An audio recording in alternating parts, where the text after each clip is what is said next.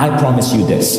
If you take action on some of the things that I'm about to share with you, you will add as much as 5 to 25 years to your lifespan. And I kid you not, a lot of this is studied by science, a lot of this stuff is validated. So here's what I learned. Now the first experiment has to do with biohacking the mind. So a lot of people do not think about the mind as something that, that you want to actually hack. But what I learned from Dave Asprey in our experiments with 40 years of Zen is that consciousness is hackable, and that the way modern science is evolving is so interesting. You can actually study up to 50 different frequencies in the brain. So a lot of you may have heard of alpha, beta, theta, delta. Have you guys heard of that?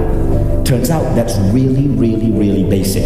We've gone so much beyond that. I spoke to the author of the book, God in Your Brain, Dr. Mark Waltham. There are these 50 different frequencies which are being studied right now. And you can reverse engineer these frequencies to change the way your brains function.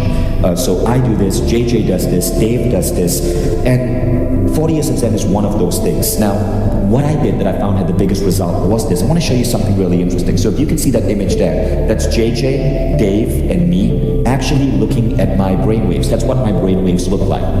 So by learning what brainwaves correspond to what states you want, what corresponds to creativity, what corresponds to intuition, what corresponds to now this is weird, but the ability to alter and bend reality, you can induce those states at will. And then you can do more with life. So I actually learned how to function intuitively in a waking state. I learned how to make my meditation go really deep, and all of this through hooking my brain up and then studying these brainwave patterns. Now, as I mentioned earlier, I can guarantee you that one of the things that you can do immediately without any expensive machinery is radical forgiveness. Radical forgiveness is the big thing. Radical forgiveness was the key to the healthiest brain states. Radical forgiveness is one of the biggest things that you can bring into your life. Forgive yourself or someone else that hurt you every single day. Now, the next thing that I worked on this past 1 year is refining my own meditation practice and being able to go into really deep, powerful states of meditation. Nothing comes close to the sixth phase. It isn't me who invented it. Rather, I looked at all the latest research on meditation and I put it together into one 20-minute hack. I believe in science. I believe in what scientists are saying works. I believe in empirical evidence, studying it yourself. Sixth phase does this. There are 6 different levels of your self, your consciousness that you can level up on, that science shows has the greatest contribution to well-being. And the sixth phase takes you through this, through the most effective way in 15 minutes. So the first one is compassion and kindness. So in the first 2 to 3 minutes of the meditation, you learn a simple exercise that helps you create compassion with all of humanity. Now when you do this, you find that over time, and over time I mean within a month, within 2, within 3 months, your idea of yourself changes. You start to give a damn about the rest of the world. Your affinity to your religion or your tribe or your race or your country starts fading away, and you develop an affinity with the entire human race. You become more humanistic. And that's the first thing that happens in phase 1. Then you go on to phase 2. Phase 2 is about gratitude. Science has shown that gratitude has the single largest correlation with human well-being than any other character trait. So you then go into gratitude. Stage 3, you go into forgiveness. We've already spoken about that. Now all 3 of those states have to do with discipline, with the idea of disciplining yourself to be in a state of bliss throughout your day, right? But then you go to phase 4, 5, 6, which is based on future dreaming. So phase 4, 5, 6 is about developing a vision for your future and the impact you want to have in the world. Phase 4 is basically thinking of having a vision for your life 3 years ahead. Phase 5 is having a vision for how you want today to unfold. And phase 6 is feeling supported. Phase 6 comes from religious and spiritual traditions where you have this feeling of being supported by a higher power. Now we string it all together, and in the book Code of the Extraordinary Mind, I included a bonus chapter where I explain this entire process.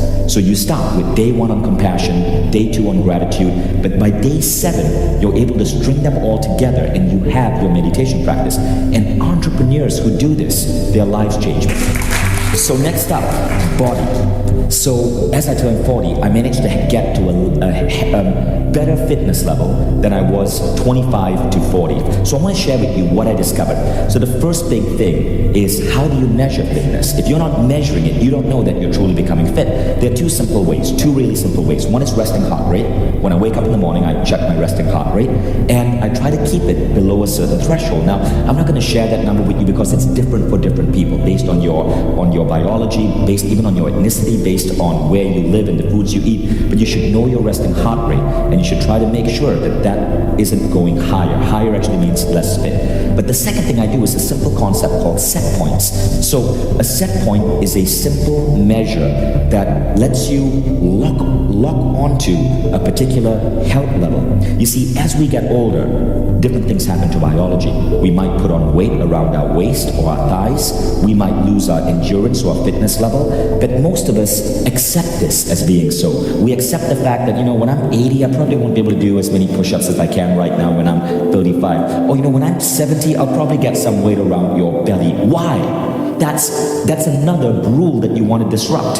So what I do is I establish set points. See my belt? Don't worry, I'm keeping my pants on, people.